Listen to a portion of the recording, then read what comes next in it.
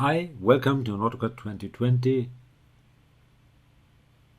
FAQ Shorts video tutorial.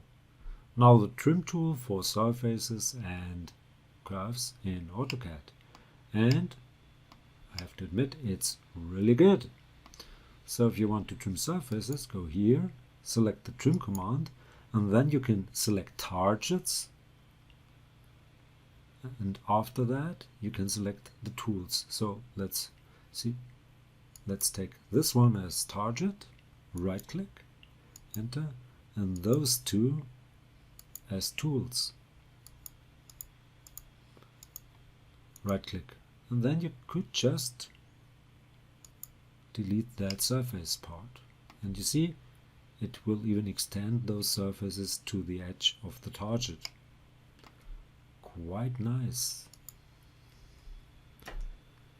Let's undo this.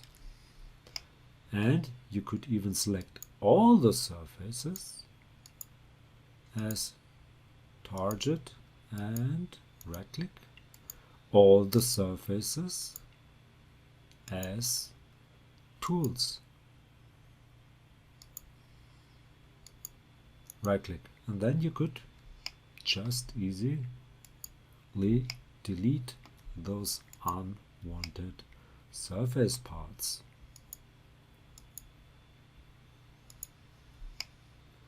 Seems I missed this one out.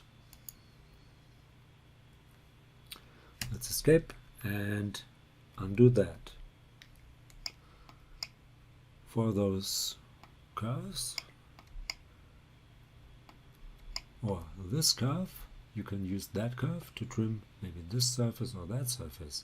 So go for trim, select this surface, that surface, right click, enter, and select that curve as trim tool.